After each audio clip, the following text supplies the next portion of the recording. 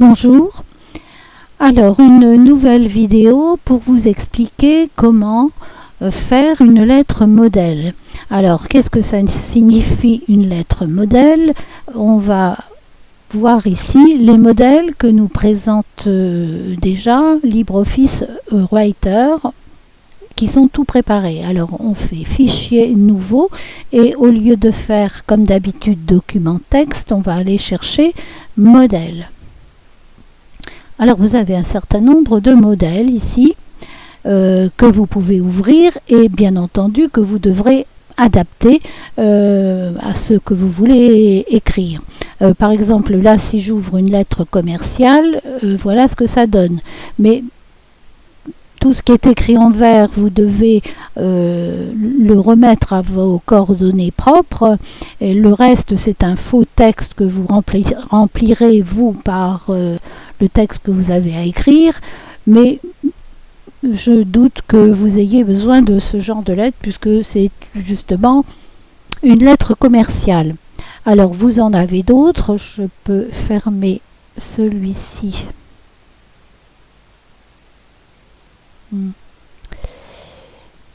Voilà, vous pouvez, alors je ferme donc comme je disais celui-ci, je peux ouvrir un autre fichier, nouveau modèle.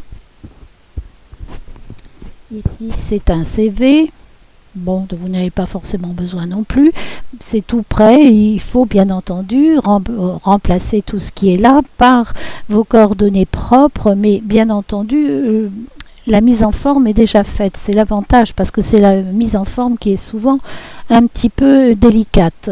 Donc pour le moment, je ferme ça. Le but, c'est lorsque vous cherchez un modèle, que vous trouviez vraiment un modèle qui vous correspond parce que tout ça, ça ne va pas vous donner grand-chose. Donc le but aujourd'hui, c'est de faire une lettre modèle que vous retrouverez parmi tous ces modèles et qui vous sera plus utile que tout ce qui est là. Donc voilà, je referme ça et on va créer le modèle en question. Alors, voici le modèle que je vous propose. Vous mettrez bien entendu vos coordonnées ici à la place des choses un peu fantaisistes que j'ai marquées. Tout ce qui est en vert sera éventuellement à enlever et à remplacer par ce qui vous intéressera le jour où vous ferez votre lettre. Tout ce qui est vert, bien sûr, sera éventuellement à changer. En tout cas, pas à laisser en vert de toute certitude. Alors, je vous montre ce que ça donne l'ensemble de la lettre.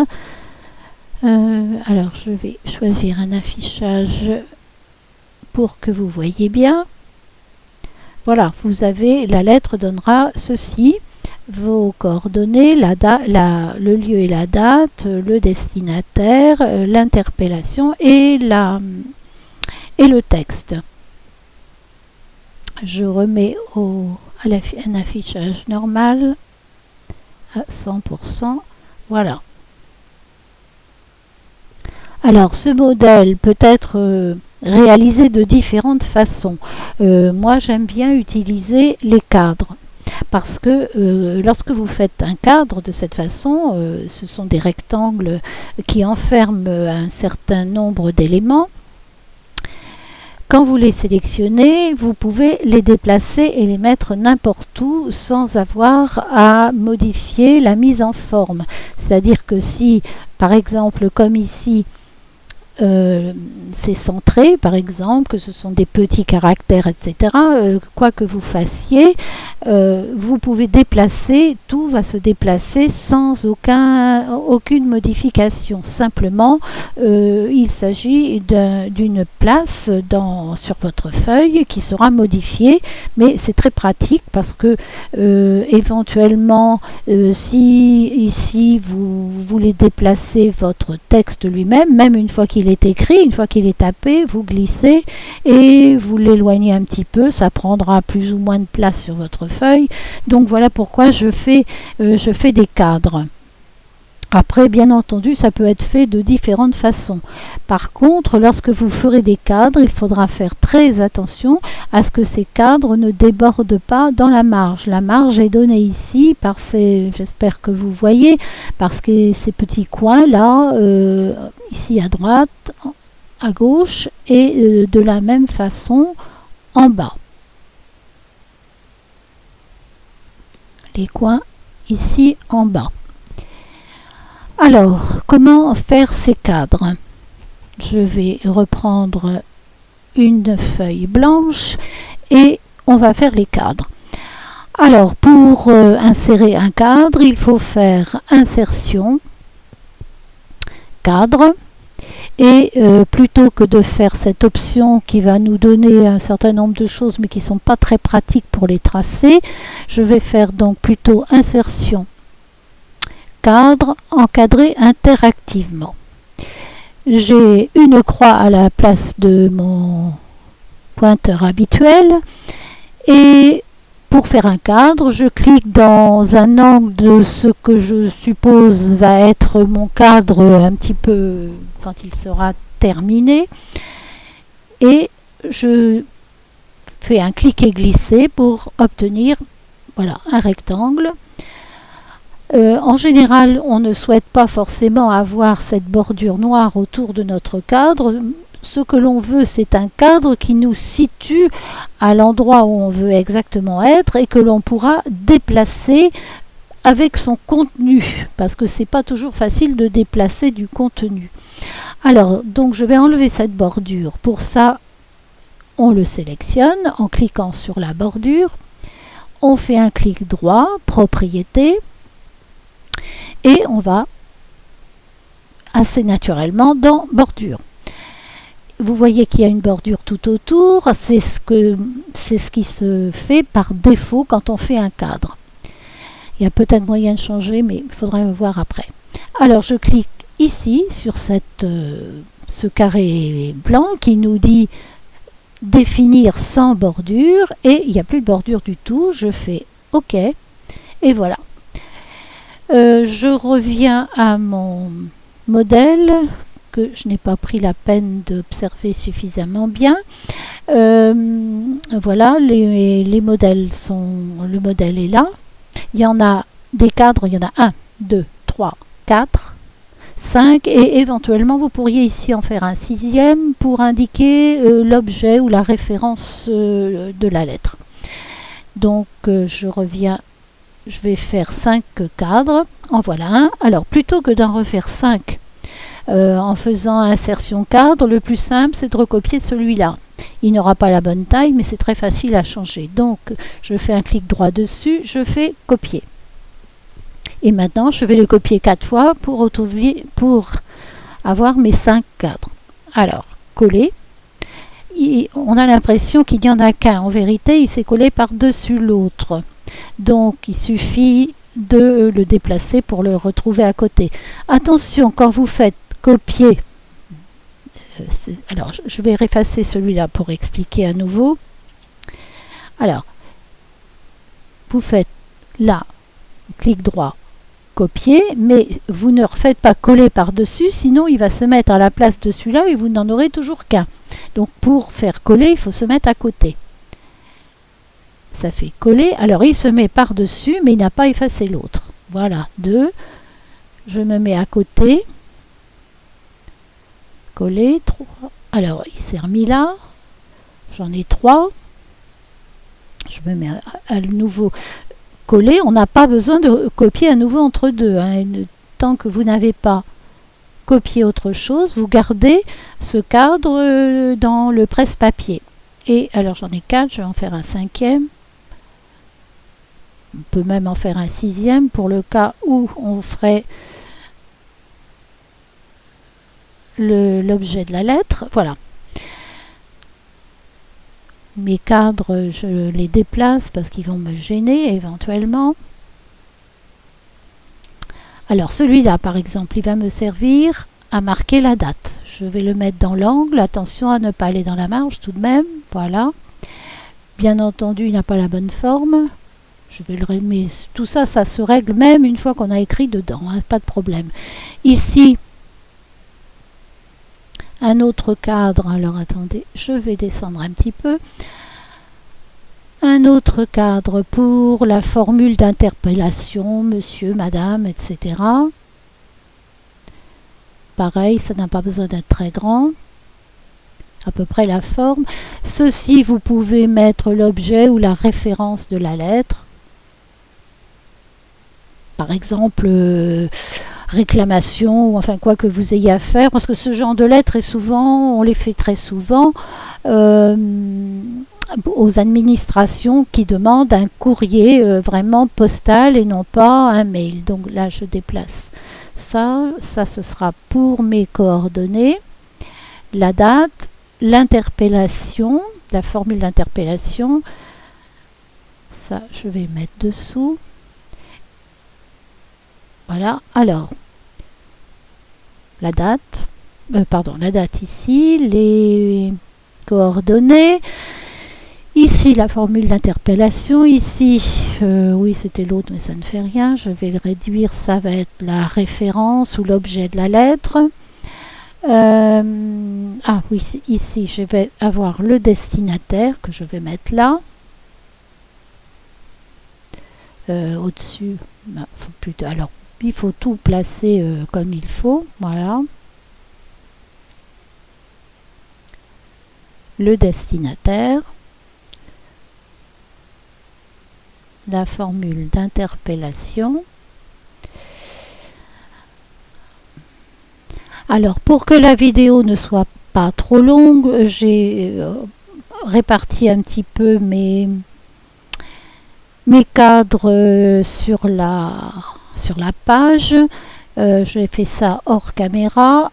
Là, c'est ma lettre, c'est le texte de ma lettre, donc je l'agrandis parce que j'aurais besoin de la place, mais encore une fois, ça n'est pas du tout important. Vous tapez votre lettre et une fois qu'elle est tapée, vous voyez l'allure qu'elle a. Si ça ne vous convient pas, vous agrandissez ou vous diminuez le cadre. Alors, pour avoir un aperçu de ce que vous allez obtenir, en général, ce que l'on fait, je déplace un petit peu ça, si ça veut bien, voilà. Ce que l'on fait en général, c'est cliquer ici pour activer l'aperçu. Mais lorsque l'on fait ça avec ces cadres-là, les cadres ne sont pas visibles. Alors pour voir à quoi va ressembler votre lettre, je fais un affichage avec un zoom de 50% de façon à voir l'allure que ça va avoir. Voilà, vous aurez ici donc vos coordonnées, la date, le destinataire, la formule d'interpellation. Ici, j'ai la référence ou l'objet de la lettre et ici le texte. Je reviens à un affichage avec un zoom de 100% et ainsi je vais pouvoir maintenant remplir les fameux cadres.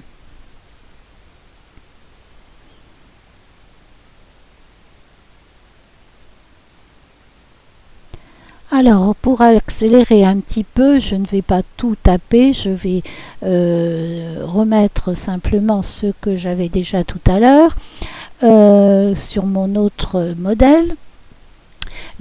Alors, à chaque bout de ligne, quand vous voulez changer de ligne, vous faites maj entrée, ça suffit, c'est pas la peine de faire entrée qui vous ferait changer de paragraphe. Alors, cette partie-là, je vais la centrer. Mon cadre me paraît un petit peu grand, donc pas de problème, je le rétrécis, pas la peine qu'il soit trop grand.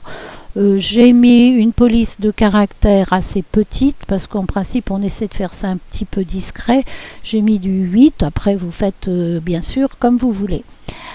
Alors, restent les caractères spéciaux. On a vu comment insérer un caractère spécial. Vous les aurez préparés éventuellement déjà précédemment. Alors, on fait, si je veux le mettre ici, par exemple, ce caractère spécial. Alors, bon.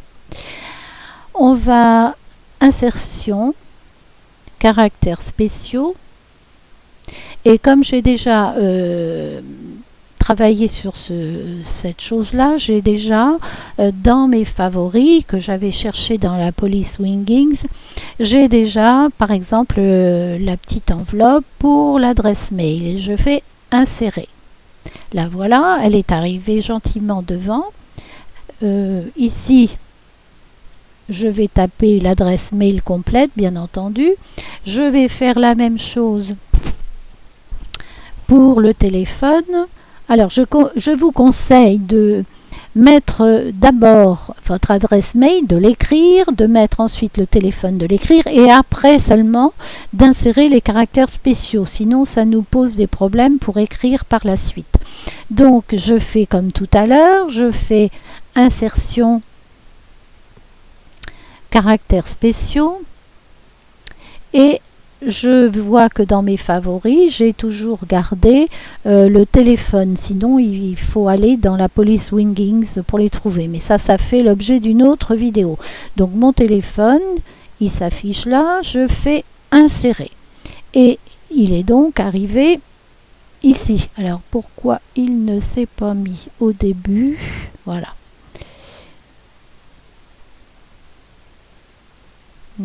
Bon. Bon, on maîtrise un petit peu difficilement ici. Celle-ci, est-ce qu'on peut la reculer, l'enveloppe?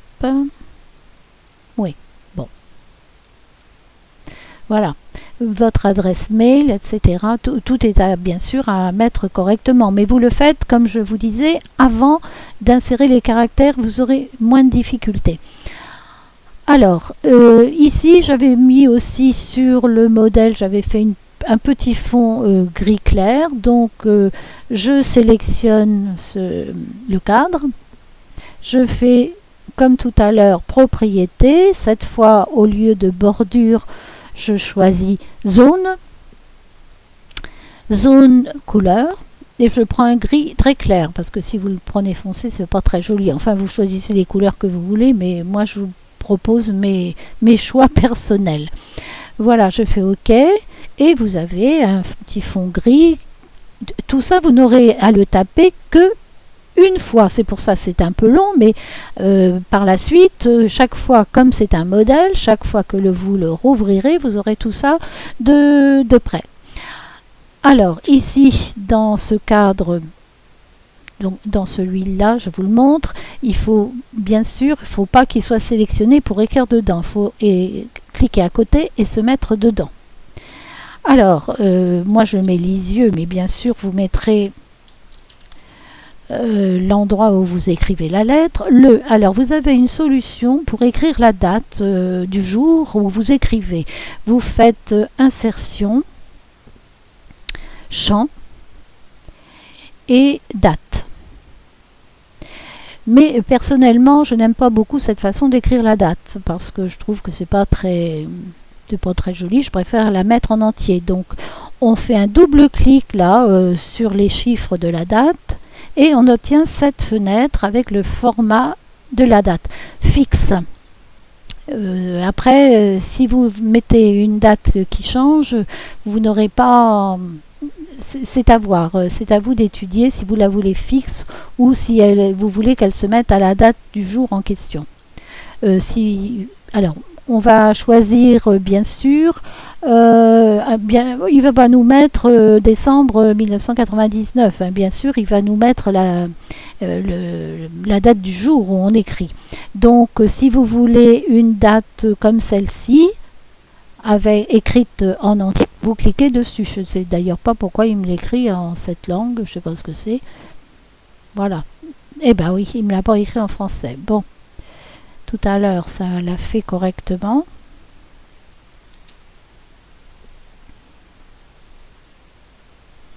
Bon, alors s'il vous arrive la même chose que moi, j'ai recliqué sur la date en question et je m'aperçois que la langue choisie est l'allemand apparemment, je ne sais pas quelle est la raison. Donc je vais choisir autre format Et je m'aperçois que ici, la langue, c'est l'allemand. Alors, bien sûr, il faut aller chercher français.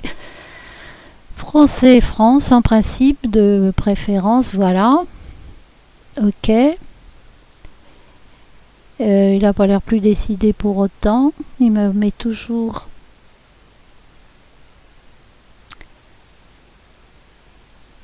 Alors, après quelques recherches, je me suis aperçue que ici, dans Outils, la langue était, je ne sais pour quelle raison, était ici allemand. Donc, je l'ai changé pour français et a priori, normalement, ça a l'air d'aller mieux. On a la date en français. Donc, vous pouvez choisir, par exemple, cette date. Attention, ça ne va pas vous mettre la date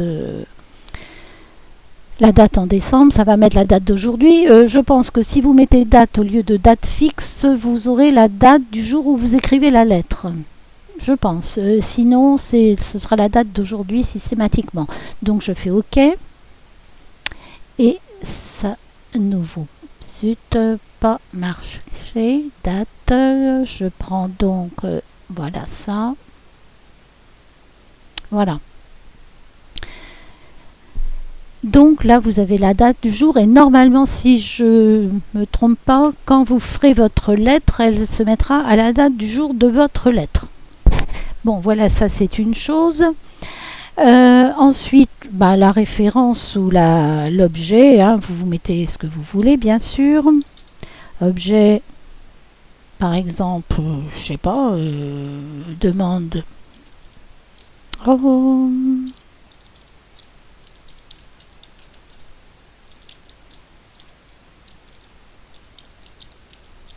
Par exemple, enfin c'est n'importe quoi. Ici, vous indiquez,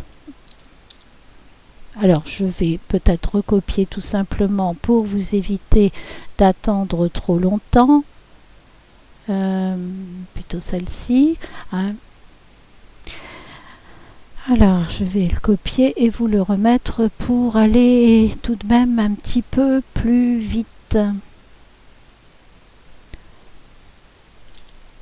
Alors, tout ce qui est en vert, bien sûr, ce sera à changer. Ici, bien sûr, madame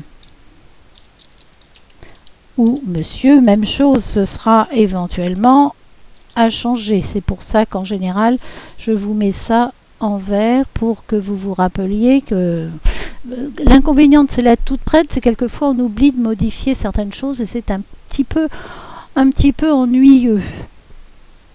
Alors, je vous le mets en vert pour voilà, pour savoir que ça n'est pas à laisser tel quel éventuellement. Et puis, vous tapez ici votre lettre.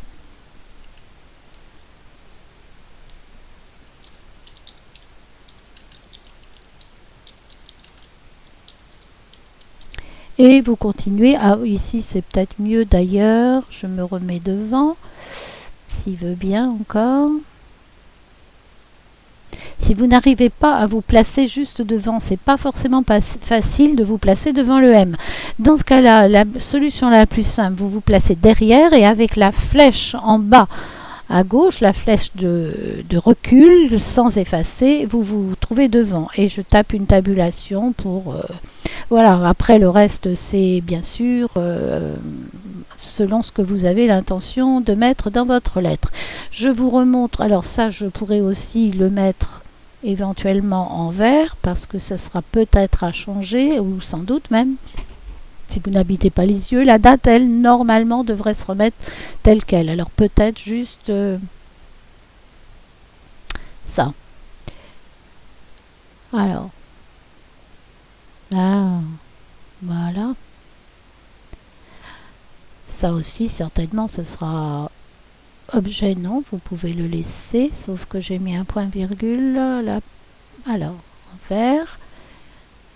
Ici, je remets 2 points à la place. Non, c'est toujours un point-virgule. Voilà. Bon. Je vous montre ce que ça donne à peu près comme format. Alors, affichage. zoom, je mets un zoom à 50%. Et voilà, vous avez... n'oubliez pas que les cadres ne se verront pas. Hein, ils sont... c'est pour vous, pour des lignes de repère, en fait, mais ça ne se verra absolument pas à l'impression. Si votre lettre est courte, vous pouvez éventuellement raccourcir ce cadre. Enfin, ça n'a pas d'importance, puisque de toute façon, on ne le verra pas. Tout ça normalement est bon. Alors ce que nous allons faire maintenant, c'est enregistrer ceci de façon que vous le trouviez quand vous allez chercher un modèle. Alors je refais un affichage normal parce que là c'est bien un peu petit. Voilà. Bon, alors comment allons-nous enregistrer ceci ?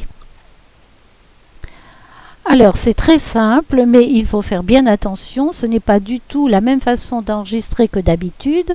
Vous allez dans cet onglet, vous faites fichier, et là vous n'allez pas faire enregistrer sous, non, vous allez faire modèle, et ici enregistrer comme modèle.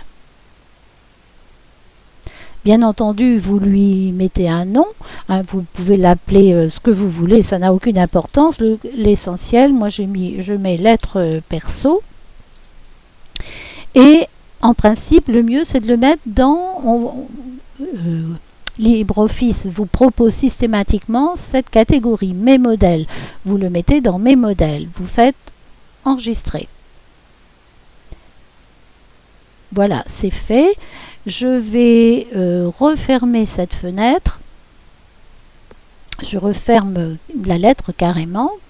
Il me demande si je veux l'enregistrer. Alors vous allez vous dire, on l'a déjà enregistré, mais on l'a enregistré comme modèle, on ne l'a pas enregistré comme lettre ordinaire. Donc a priori, il n'y a pas besoin de l'enregistrer, enfin vous faites comme vous voulez, mais normalement, si on l'a enregistré comme modèle, ce n'est pas une vraie lettre à envoyer. Donc je mets moi ne pas enregistrer. Et par contre, maintenant, je vais rouvrir pour voir comment faire.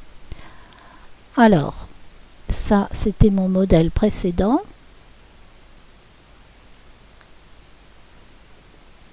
Ouais, ne pas enregistrer non plus. Je vais donc ouvrir un document vide. Voilà. Hein, j'avais fermé complètement LibreOffice. Je fais Fichier, Modèle, et je fais Ouvrir un modèle.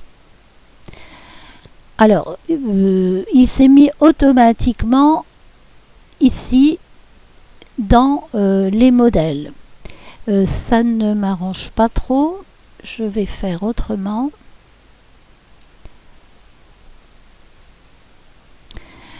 Donc en fait vous faites plutôt fichier, effectivement modèle, mais au lieu d'ouvrir un modèle, finalement je trouve que c'est plus simple de faire gérer les modèles, et vous avez tous vos modèles qui s'affichent là, dont votre lettre perso, mais éventuellement si vous mettez mes modèles, vous n'aurez plus que votre lettre. Et lorsque vous allez double-cliquer dessus, voilà, elle s'affiche sans aucun problème.